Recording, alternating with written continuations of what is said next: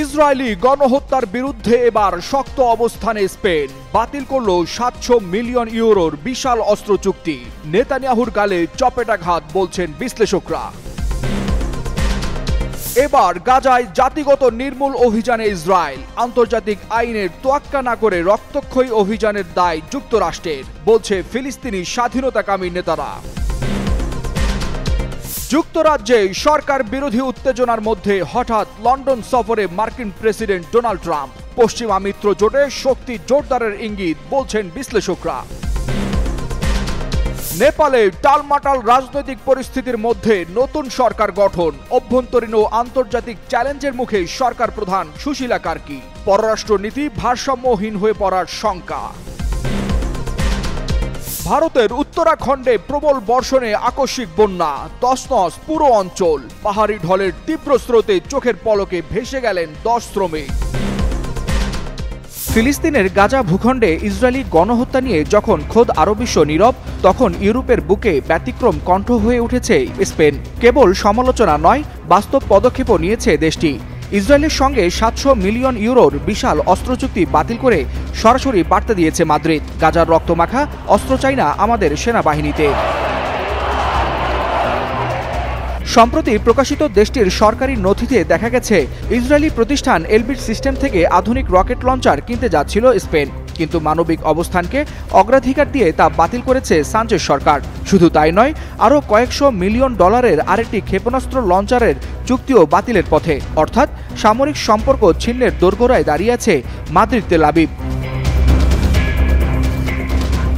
কূটনৈতিক মহল বলছে স্পেনের এই অবস্থান ইসরায়েলের জন্য বড় মাথা ব্যথার কারণ, কেননা ইউরোপীয় ইউনিয়নের অন্য দেশগুলোর উপর পড়তে পারে এর প্রভাব। সামরিক বিশ্লেষকদের আশঙ্কা, স্পেনের পথ অনুসরণ করে ইউরোপের আরও রাষ্ট্র হয়তো ভবিষ্যতে ইসরায়েল বিরোধী অবস্থানে যেতে পারে, যা নেতানিয়াহুর কূটনৈতিক ফ্রন্টে এক অশনির সংকেত হয়ে উঠতে পারে।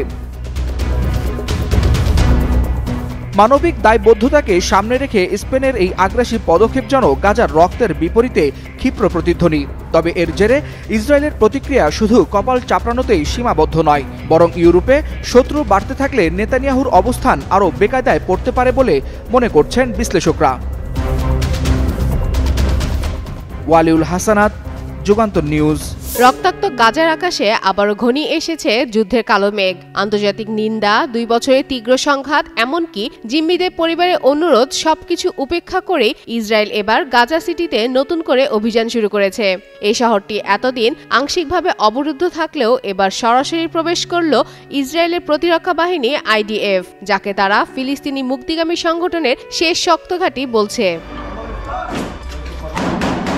এদিকে ফিলিস্তিনি মুক্তিগামী সংগঠনের নেতারা এই অভিযানের তীব্র নিন্দা জানিয়েছেন। তাদের ভাষায়, গাজা সিটিতে এক অভূতপূর্ব বর্বর আগ্রাসন শুরু হয়েছে, যা ফিলিস্তিনি জনগণের বিরুদ্ধে দীর্ঘদিনের পদ্ধতিগত গণহত্যার নতুন অধ্যায়। পাশাপাশি অভিযোগ করে বলে, এই রক্তপাতের সম্পূর্ণ দায় যুক্তরাষ্ট্রের উপর পড়ে, কারণ ইসরায়েলি হামলা আন্তর্জাতিক আইন ভঙ্গ করে প্রকাশ্যে মার্কিন সামরিক ও রাজনৈতিক ছত্রছায়ায় চালানো হচ্ছে। তবে ফিলিস্তিনি নেতারা সতর্ক করে বলছেন, গাজায় চলমান এই সহিংসতা কেবল একটি জাতিগত নির্মূল অভিযানের অংশ, যেখানে অসংখ্য নিরাপদ মানুষ প্রাণ হারাচ্ছে। তারা আন্তর্জাতিক সম্প্রদায়কে, বিশেষ করে আরব ও ইসলামী দেশগুলোকে আহ্বান জানিয়েছে জরুরি ভিত্তিতে একত্রিত হয়ে ইসরায়েলকে যুদ্ধবন্ধে বাধ্য করতে। অন্যদিকে এর জবাবে ইসরায়েলি সেনারা বলছেন, তাদের লক্ষ্য গাজার ভেতরে থাকা শেষ ঘাঁটিটিকেও ধ্বংস করে ফেলা। তবে পরিস্থিতি ক্রমেই জটিল হয়ে উঠছে। একদিকে আন্তর্জাতিক চাপ, আর অন্যদিকে গাজার অভ্যন্তরে বাড়তে থাকা প্রতিরোধ। সব মিলিয়ে মধ্যপ্রাচ্য নতুন করে রক্তক্ষয়ী সংঘাতের দ্বারপ্রান্তে দাঁড়িয়ে গেছে। ফাতেমা ফাতেহ জান, যুগান্তর নিউজ। বিশ্ব রাজনীতি এখন যেন লাভার আগুনের মতো টকবক করে ফুটছে। কোথাও যুদ্ধ, কোথাও অভ্যুত্থান, আবার কোথাও অচলাবস্থার অন্ধকার। প্রায় প্রতিটি মহাদেশেই চলছে অস্থিরতার হাওয়া।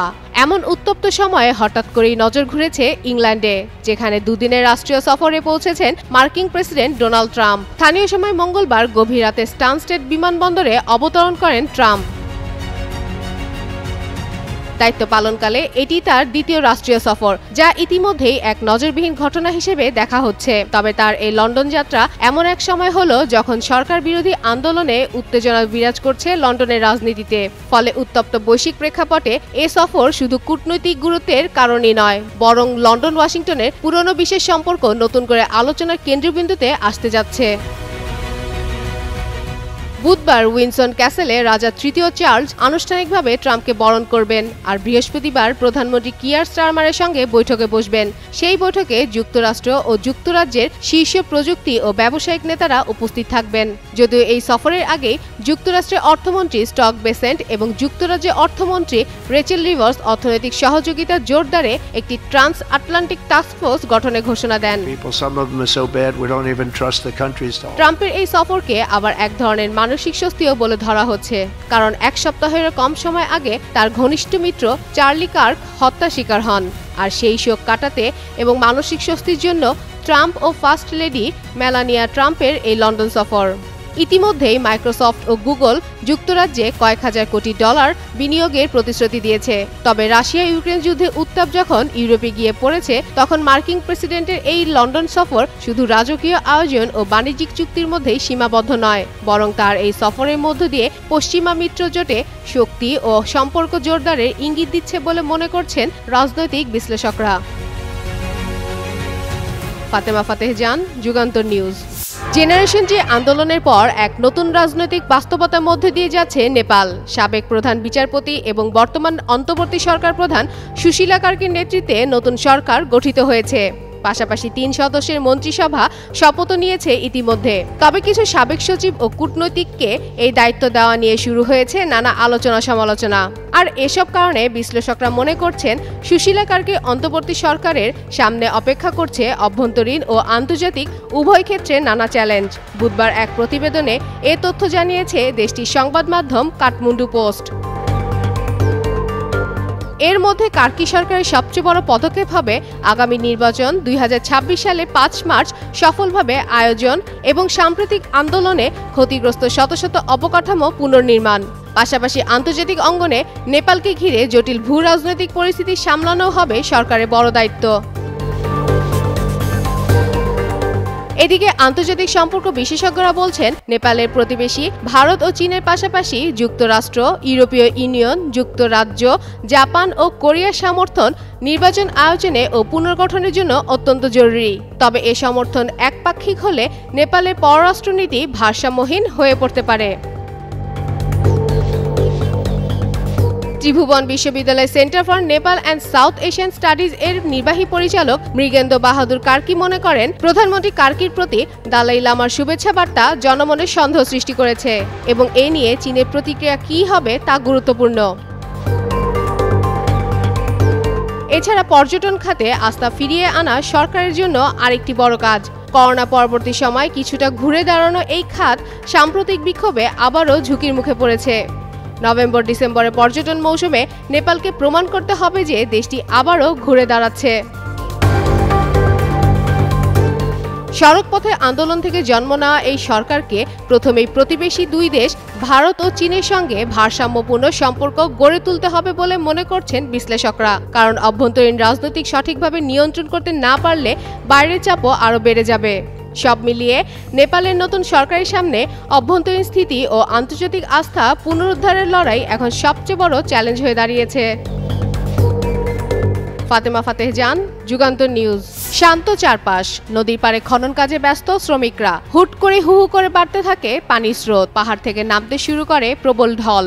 এক পর্যায়ে ভেসে যান একে একে 10 শ্রমিক। এই সময় আটকে পড়া শ্রমিকদের বাঁচাতে দৌড়ঝাঁপ বাড়ে স্থানীয়দের, কিন্তু চোখের সামনে পানির তরে ভেসে যান তারা সবাই। আর এই পরিস্থিতির ধারণকৃত ভিডিও মুহূর্তেই চাঞ্চল্যকর পরিবেশ সৃষ্টি করে এলাকা জুড়ে। জানা গেছে এই মর্মান্তিক ঘটনাটি ঘটেছে ভারতের উত্তরাখণ্ডের দেহরাদুনের প্রেমনগর এলাকায়। প্রবল বর্ষণে টন্স নদী ভয়াবহ রূপ ধারণ করায় পুরো অঞ্চল তছনছ হয়ে গেছে। মঙ্গলবার ভারতীয় সংবাদ মাধ্যম এনডিটিভি এক প্রতিবেদনে জানায়, বৃষ্টির কারণে উত্তরাখণ্ডে মানবিক এই বিপর্যয় দেখা দেয়। এদিকে ধারণকৃত ভিডিওতে দেখা যায় কয়েকজন শ্রমিক ট্রাক্টর নিয়ে আটকে পড়েন নদীর একদম মাঝখানে। ক্রমেই স্রোতের পানি বাড়তে থাকায় আতঙ্কিত হয়ে ওঠে তারা। তীরের মানুষদের দিকে হাত নেড়ে সাহায্য চাইতে থাকেন, কিন্তু উদ্ধারের পরিকল্পনা হওয়ার আগেই অপ্রতিরোধ স্রোতে ট্রাক্টরটি উল্টে যায়, আর মুহূর্তেই শ্রমিকরা স্রোতের পানিতে হারিয়ে যায়। ধারণা করা হচ্ছে সেখানে 10 জন শ্রমিক ছিল। পরে তাদের মধ্যে থেকে অন্তত 6 জনের মরদেহ উদ্ধার করা হয়।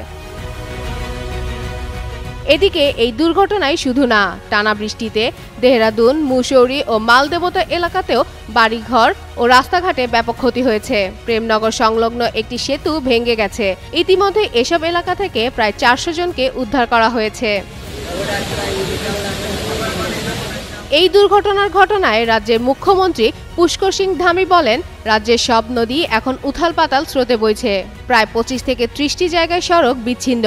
সরকারি ও ব্যক্তিগত সম্পত্তির ক্ষয়ক্ষতি ব্যাপক। তবে সকল প্রশাসন উদ্ধার কাজে সর্বশক্তি নিয়োজিত রয়েছে। পাশাপাশি দেশটির প্রধানমন্ত্রী নরেন্দ্র মোদী এবং কেন্দ্রীয় স্বরাষ্ট্রমন্ত্রী অমিত শাহকে উত্তরাখণ্ডের পরিস্থিতি সম্পর্কে সর্বদা অবহিত করা হচ্ছে বলেও জানান এই মুখ্যমন্ত্রী। ফাতেমা ফাতেহ জান, যুগান্তর নিউজ।